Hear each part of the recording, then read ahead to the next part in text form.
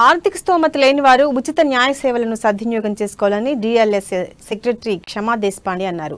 ఆదిలాబాద్ పట్టణంలోని సంజయ్ నగర్ కస్తూరి గాంధీ విద్యాలయంలో జిల్లా legal services authority న్యాయ విజ్ఞాన సదస్సు నిర్వహించారు. చట్టాలు, న్యాయ సేవలపై విద్యార్థులకు అవగాహన కల్పించారు. ఏదైనా సమస్య ఎదురైనప్పుడు దాన్ని కోర్టు ద్వారా పరిష్కరించుకోవాలనుకుంటే పేదలు ఉచిత న్యాయ సేవల కోసం డిఎల్ఎస్ ను ఆశ్రయించాలన్నారు.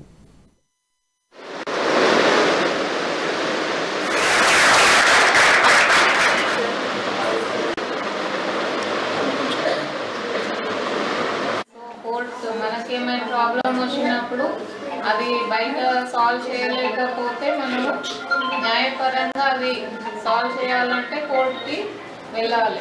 కోర్టుకి వెళ్ళాలంటే మనం కోర్టులో కేసు వేసుకోవాలి, కోర్టులో ఫీజు కట్టాలి, అడ్వకేట్ పెట్టుకోవాలి, అడ్వకేట్కి ఫీజు కట్టాలి, ఇవన్నీ ఉంటాయి. తెలుసా?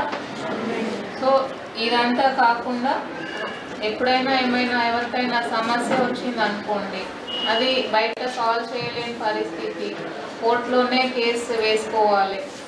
కానీ మనకు ఫీజు కట్టుకునే స్తోమత ఉండదు. కొంతమంది ఫీజు కట్టుకునే స్తోమత ఉండదు, కోర్టు ఫీజు కట్టడానికి కానీ అడ్వకేట్ ఫీజు కట్టడానికి.